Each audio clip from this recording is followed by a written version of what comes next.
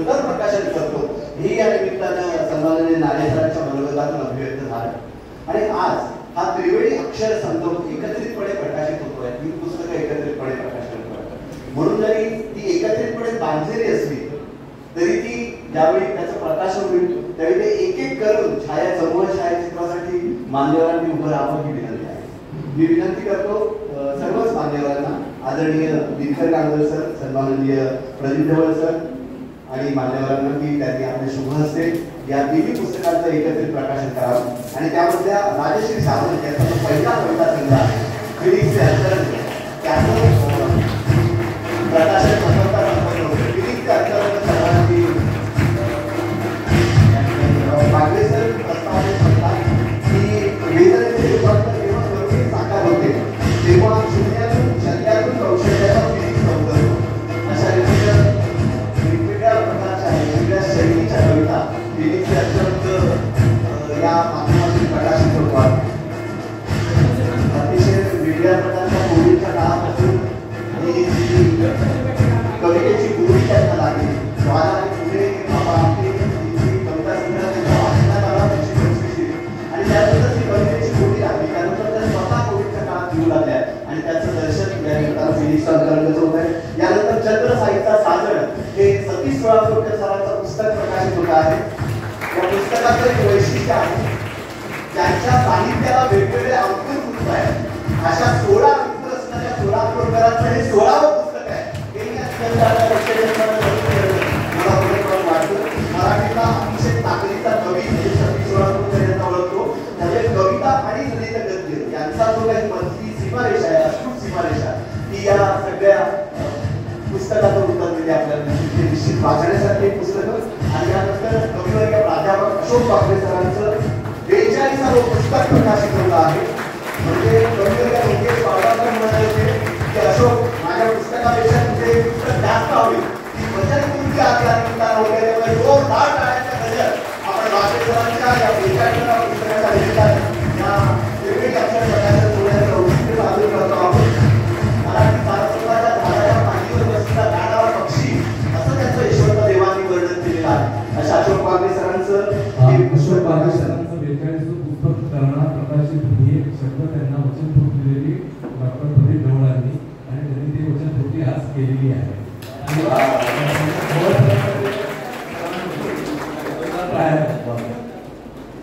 आणि आता दुसरे सरांनी म्हटलेल्या विलास सरांनी बागवे सरांचं 50वं पुस्तक सुद्धा याच रंगमंचावर संपन्न विलास सर आणि प्रदीप ढवळे सरांच्या मार्गदर्शनाखाली ही तिन्ही पुस्तकं प्रकाशित झालेली आहेत. मान्यवरांनी स्थानापन्न व्हावं ही विनंती आहे. या प्रत्येक पुस्तकाची किंमत 200 रुपये आहे. आजच्या या प्रकाशनाच्या दिवशी हे प्रत्येक पुस्तक जर तुम्ही घेतलं, तुम्हाला हवं ते पुस्तक तर ते 150 रुपयाला उपलब्ध आहे, 150 रुपयाला. मात्र एकत्रितपणे तिन्ही पुस्तकं घेतली तर ती 400 रुपयाला उपलब्ध आहे. याची आपण कृपया सर्वांनी नोंद घ्यावी ही विनंती आहे. जाताना हा जो काही साहित्याचा ऐवज आहे, साहित्याचं ऐश्वर्य संपन्न हा जो काही खजिना आहे तो आपल्यासोबत घेऊन जावा अशी आपल्या सर्वांना नम्रतेची आग्रहाची विनंती आहे. आज या फिनिक्सचे अंतरंगाचा प्रकाशन सोहळा संपन्न होतो आहे. राजश्री सावंत यांच्या दृष्टीने ही आनंद पर्वणी आहे. त्यांच्या दृष्टीनं अतिशय भाग्यमय असं त्या प्रस्तावनेत देखील त्यांच्या मनोगतात देखील म्हणतात. बागवे सरांनी प्रस्तावनेत म्हटलेलं आहे की ही जी प्रस्तावना आहे ती कवितेच्या गर्भापर्यंत त्याच्या मुळापर्यंत जाणारं एक ललित गद्य आहे. एक आणखी एक विशेष या तिन्ही पुस्तकांचा आहे की या तिन्ही पुस्तकांशी बागवे सर जोडले गेलेले आहेत. एक तर पुस्तक बागवे सरांचं आहे आणि दोन्ही पुस्तकाला बागवे सरांचा ब्लर आहे किंवा बागवे सरांची प्रस्तावना आहे. त्यामुळे हा जो काही त्रिवेणी संगम आहे तो त्रिवेणी संगम थेट अशोक बागवे या नावाशी जोडला जातो. कोविडच्या काळामध्ये, लॉकडाऊनच्या काळात सुचलेल्या कविता आणि या कवितांना फुटलेले जे अंतर्गत धुमारे आहेत, जो भावाचा विस्तार आहे तो अविष्कृत त्यांनी कविता संग्रहातून केलेला आहे. आज या पुस्तक प्रकाशन सोहळ्याच्या निमित्तानं सन्माननीय राजश्री सावंत यांना देखील विनंती आहे त्यांनी आपल्या मनातल्या भावना अभिव्यक्त कराव्या. सन्माननीय राजश्री सावंत.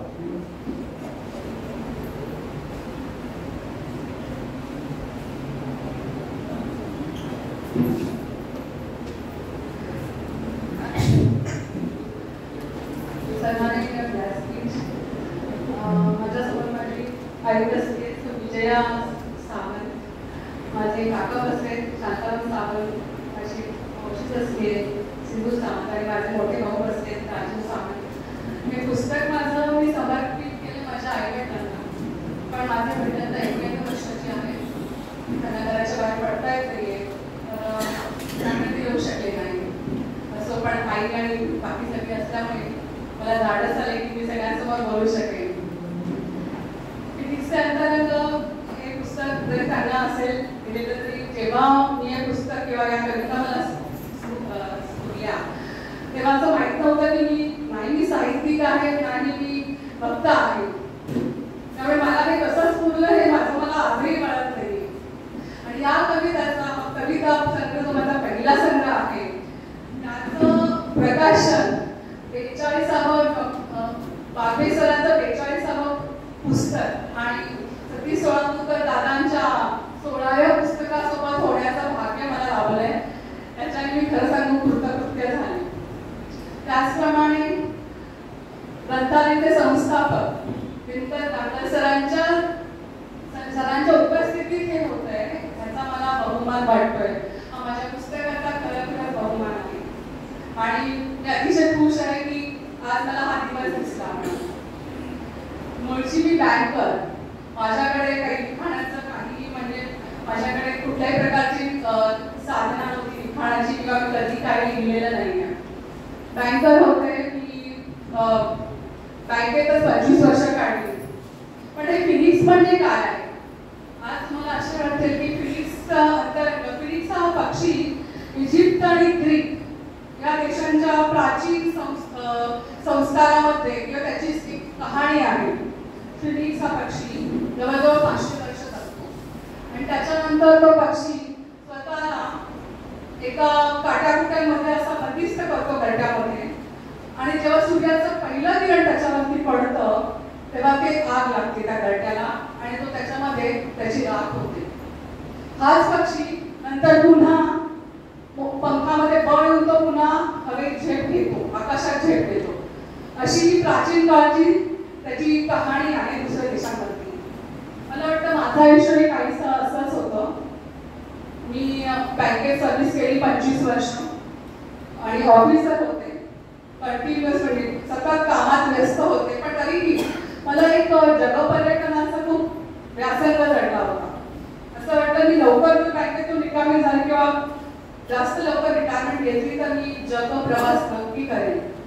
पण 1997 सालापासूनच मी जग पर्यटन सुरू केलं किंवा जग प्रवास सुरू केला.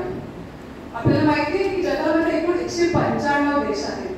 पैकी 23 मी पाहिलेले आहे आणि माझा एक अभिमानाचा भाग आहे की ही सुरुवात 1997 मध्ये झाली जेव्हा मी अमेरिका आणि युकेला फिरून आले. त्याच्या आयटिनरीज त्याच्याबद्दलच्या नॉट्स सगळं काही मी जपून ठेवलंय अजूनही. असं वाटतं कधीतरी लिहीन आणि तो प्रवासपर्यंतच असेल माझा. परंतु तसं काही घडलं नाही. 2020 मध्ये जेव्हा कोविड आला तेव्हा मन अतिशय विषण्ण झालं. इतकं की सतत मी रडत होते. म्हणजे हाडऱ्या मनामुळे इतकी रडत होते की किती हे उदासीने पसरले. आपलं जग कधी ह्याच्यातून बाहेर येणार आहे की नाही बंदिस्त होतो आपण. आणि माहित नाही अचानक मला अशा कविता सुचू लागल्या अचानक आणि मी लिहित गेले. 1.5 वर्षामध्ये माझ्याकडनं जवळजवळ 100 कविता लिहिल्या गेल्या. त्या कविता मी थोड्या कोणासोबत शेअर करत होते, व्हिडिओमध्ये बोलून दाखवत होते, फेसबुकवर टाकत होते आणि असं लक्षात आलं की चांगला प्रतिसाद मिळतो. म्हणजे आवडल्या लोकांना. जी मी कधी एकटे साहित्याची ओळ लिहिली नाही. आता मी पत्र वगैरे खूप चांगली लिहायची अशी माझी आई म्हणते. पण आणि त्याचं असं वाटलं की पत्र लिहिणं आणि कविता याचा काही तसा अर्थार्थी काही संबंध नाहीये. पण त्या कविता एवढ्या छान लिहिल्या माझ्याकडनं. म्हणजे मला वाटत होतं की मी छान लिहिते आणि लोकांकडनं प्रतिसादही चांगला होता. पण हे सगळं घडताना मला माझी एक संवेदना जी होती ती सतत त्याच्यामध्ये झाक यायची. असं वाटायचं की मी कुठूनतरी आतून असं मला एक उमाळा येतोय, एक रडू येते, एक आतून असं भरून येत आहे आणि कवितांमध्ये ते झिरपत होतं, दिसत होतं सगळं. दुसरी गोष्ट मला थोडंसं पर्सनल गोष्ट पण सांगायला लागली की मी स्वतःला फिनिक्स का म्हणते. 1992 मध्ये मी विभक्त झाले. माझा मुलगा आदित्य हा 3.5 वर्षाचा होता फक्त तेव्हा. आणि दोघांपैकी मुलाची कस्टडी कोणाकडे जावी हा प्रकार पण तेव्हा असं वाटतं मला की माझ्या मुलाला जेव्हा 15 वर्षाचा वगैरे होईल तेव्हा त्याचं जे शिक्षणाचं त्याची जी गरज आहे, त्याची आर्थिक बळ जे मला हवं आहे, मी क्लर्क होते पाहिजे तेव्हा माझी काही आर्थिक स्थिती अशी नव्हती. पण ॲट द एज ऑफ 28-29 मला असं वाटतं की माझ्या मुलाला 15 वर्षांनी मी त्याला त्याची स्वप्न पूर्ण करणारं आयुष्य देऊ शकेल की मला. आणि त्या वयात सुद्धा माझ्यामध्ये प्रगल्भता होती. मी म्हटलं की एक मनावर दगड ठेवून मी माझ्या मुलाला त्याच्या बाबांकडे देऊन टाकलं. आणि हे पण ठरवलं की मी त्याला परत कधीही बघणार नाही. एका आईचा हृदय, त्याला 3.5 वर्षाचं मूल म्हणजे त्याला काय आई वडिलांबद्दलही काही कळत नसतं फारसं. पण म्हटलं आता जर मी माझ्या मनावर दगड ठेवला आणि मी त्याला देऊन टाकलं तर त्याचं भविष्य मी चांगलं घडवू शकेल. माझ्या ममतेला मी घडवून ठेवेल, ती तिथेच राहणार आहे. अशा ह्याच्यानी मी ते घेऊन टाकलं त्याला. आणि असं त्याचा तो आता 34 वर्षाचा आहे माझा मुलगा. काही वर्षांनी माझ्या बहिणीने जेव्हा सोशल मीडियावरती बघितलं की आधी ते काय करत असेल ते दिसतंय का, तर माझा मुलगा इंजिनियर झालाय. तो त्यांनी न्यूयॉर्कला जाऊन त्यांनी फायनान्समध्ये MBA केलंय आणि तो वर्ल्ड बँकमध्ये तो रिसर्च अनालिस्ट म्हणून आहे. एका आईला आणखी काय हवं असतं की तो सेटल झालाय. तो स्वतःच्या आयुष्यात मी केलेल्या त्यागाने तो जर कुठे त्याची स्वप्न पूर्ण केली त्याने, तर त्याच्यासारखा आणखी आनंद मला काय मिळू शकतो. मला त्या दिवशी खरंच स्वतःचा अभिमान वाटला की ॲट द एज ऑफ 30 मी एवढी डिसिजन घेतली की माझ्या मुलाला एक चांगलं भवितव्य नक्कीच दिलं. नाही तर मुलांची चाइल्ड सायकॉलॉजी असते, इकडे 4 दिवस इकडे 8 दिवस इकडे ओढाताण असते, मी सहन करू शकले नसते. ते आई म्हणून तुम्ही माझ्याकडे सतत माझा एक हृदयामध्ये सतत एक तो रडणाराचा भाग होता किंवा एक रडणारा भाग होता. पण आशीर्वाद आणि शुभेच्छा मुलांना नेहमीच देत होते मी आणि त्याचं फळाला आलं ते. पण तरी मी ती विषय झालं होते की मला असं वाटलं बँकेतला जॉब सोडून आता मी कुठेतरी जीव द्यावा म्हणतात तशी काहीतरी परिस्थिती झाली होती. पण मला असं वाटतं हा जर जीव द्यायचाच आहे तर एखाद्या म्हणजे अशा लोकांची रोग्यांची वगैरे सेवा करून का नाही बाबा त्याचा एक पुण्य लाभेल मला. मला बाबांच्या आनंदमनाबद्दल माहिती होतं, मी ऐकलं होतं, वाचलं होतं, तर मी बाबांच्या आनंदमनात गेले. तेव्हा बाबा नर्मदा बचाव आंदोलनामध्ये 1992 सालची गोष्ट आहे. ते नर्मदा बचाव आंदोलनामध्ये व्यस्त होते. पण आनंदमनामध्ये मला विकास आमटे भेटलं. विकास आमट्यांनी मला मार्गदर्शन केलं की राजश्री हे तुझ्यासाठी नाही आहे. ते फक्त असेच लोक येतात, असेच कुष्ठरोगी, दिव्यांग, अनाथ अशांनाच तिथे फार किंवा असेच येऊ शकतात की ज्यांना समाजाने वंचित केले, समाजाने ज्यांचा जगण्याचा आनंद हिरावून घेतलाय, हक्क हिरावून घेतलाय. आणि मी जेव्हा बघितले कुष्ठरोगी की पोटी झाडली, डोळे सगळी डिफॉर्मिटी त्यांच्यामध्ये आणि त्यांनी तिथे नंतर पण फुलले. आणि मी फक्त माझ्या मुलाला दिलंय त्याच्यासाठी मी एवढं त्याचं दुःखाचं एवढं का भांडण करू. ते मला जी ती प्रेरणा जी मला आनंदातून मिळाली ती मला आयुष्यभर तिथून पुढे बाबा आमटे, साधनाताई, प्रकाश आमटे आणि भारतीबाई, मंदाबाई सगळ्यांची माझी रेग्युलरली भेट होत होती. आनंदात जात होते, राहत होते. ते मला राजश्री दिस इज युअर सेकंड होम. जेव्हा वाटेल तिथे राहायची गरज पडेल तू तिथे राहून मध्ये मध्ये येऊ शकते, तिथे समावेश होऊ शकते. आणि ते मी आतापर्यंत पाळलं. आणि त्याच्यानंतर मग मला हे सांगायचं होतं की तिची संवेदना होती ती कुठेतरी माझी आणि बाबांची वेदना मला तुटल्यासारखी वाटली. नंतर मी बाबांचं ज्वाला आणि फुले मी काव्यसंग्रह वाचला होता. मला वाटतं की ते माझं सगळ्यात पहिलं 25 वर्षापूर्वी जेव्हा मी तो संग्रह वाचला तो सगळ्यात पहिला माझ्या कवितेशी आलेला संबंध. तर त्या कवितांनी मला एवढं भारावून टाकलं तर हृदयद्रावक होते सगळ्या कविता. त्यामुळे मी ती भारावली. म्हणतं तेच कुठेतरी जी बीजं पेरली गेली होती ती बीजं माझी काव्यातून आली आणि तिथे ती संवेदना जास्ती दिसल्या. ठीक आहे, मला बाबा विकास आमटे मला परत पाठवलं का नोकरी कर तिथे व्यवस्थित राहा वगैरे. पण तरी माझं मन थोडं अस्वस्थ होतं, मला शांती मिळत नव्हती. मग माझ्या एका फ्रेंडने मला सांगितलं आणि की राजेश तू विपश्यना कर. आणि नंतर विपश्यनेबद्दल मला तेव्हा कळलं. नंतर मला जेव्हा कळलं की हे रत्न आहे, भगवान बुद्धांनी आपल्याला दिलेलं हे साधनेचं रत्न आहे. मी ती लागोपाठ 10 दिवसाची शिबिर तिथे तुम्हाला माहिती असेल राहून राहावं लागतं 9 दिवस आणि 10व्या दिवशी ते मी केलं. आणि जेव्हा मी ते घरी येऊन रेग्युलरली प्रॅक्टिस करत होते तेव्हा मला इतकं शांतता मिळाली, इतकी शांतता मिळाली. अर्थातच माझा प्रवास इथे थांबत नव्हता. माझा प्रवास एकटीचा सुरू झाला होता. माझे आई वडील सतत माझ्यासोबत होते. माझे भाऊ येते आहेत, माझी बहीण नारळात असते, रश्मी म्हणतात सातोसकर, तिचा कायम मला पाठिंबा होता. पण म्हणजे सांगायचं की जरी कोणी सपोर्ट असला तरी जोपर्यंत तुम्ही स्वतःला सांभाळत नाही, स्वतःला उभं करत नाही आणि स्वतःचे स्वतः शिल्पकार होत नाही, तोपर्यंत तुम्हाला कठीण असतं उभं राहणं. परत हा आघात जो मी सहन करत गेले कारण एकटे राहण्याचे किंवा आणि माहिती 30 वर्षापूर्वी एखाद्याचा डिवोर्स झाला तर तेव्हा समाज कसा होता. आता फार लोक बायका बोलतात आपल्या स्वतःच्या लाईफबद्दल, फार मोकळेपणाने बोलतात. पण त्याच्यानंतर माझं लाईफ एवढं बदललं होतं, मी सोशल ऍक्टिव्हिटीज, माझ्या ऑफिसातल्या ऍक्टिव्हिटीज सगळ्यांना मी अक्षरशः म्हणजे जायचेच नाही, एकटं पाडलं स्वतःला. पण समाज तसा होता, आता खूप बदललाय. आणि आज खरं सांगायचं मी पहिल्यांदा वोकल झाली या गोष्टी. माझे काही गाडीचे मित्र आणि भाऊ वगैरे बसले, त्यांना माहिती, त्यांनी मला पाहिलंय की मी कशी दिवस काढत होते तेव्हा. आणि आज त्यांनी ते स्वतःचे सपोर्टमध्ये माझ्या इथे आलेले आहेत, त्यांचे आभार वाटते इथूनच. आणि ह्या सगळ्या धडपडीमध्ये मला त्या कविता सुचल्या असं मला वाटतं, म्हणून कवितांमध्ये फिनिक्सचा अंतरंग म्हणून मी त्याला शीर्षक दिलेलं आहे. ह्या कविता रेडी तर होत्या, पण आता मला माहिती आहे की त्या कवितांचं कुठल्या टाईपचं पॅटर्न आहे.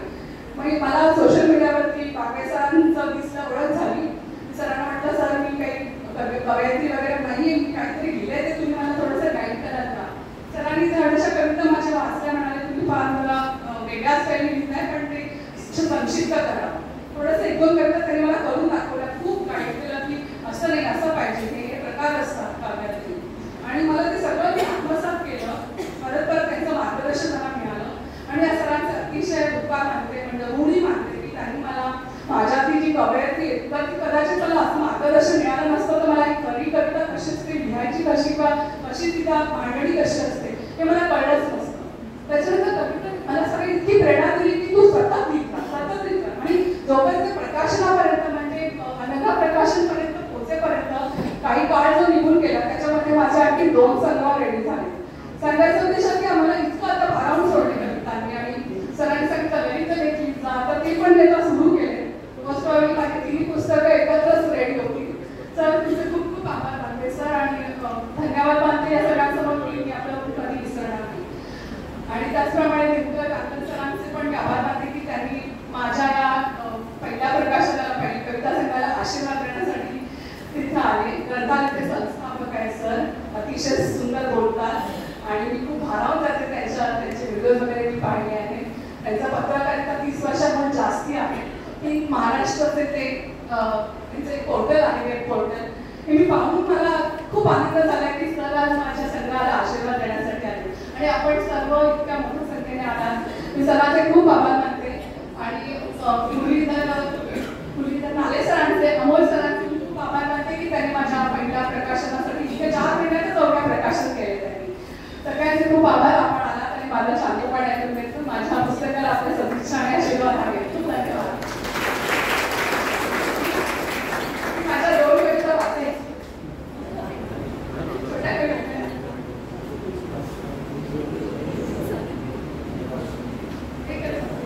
मला माहिती नव्हती.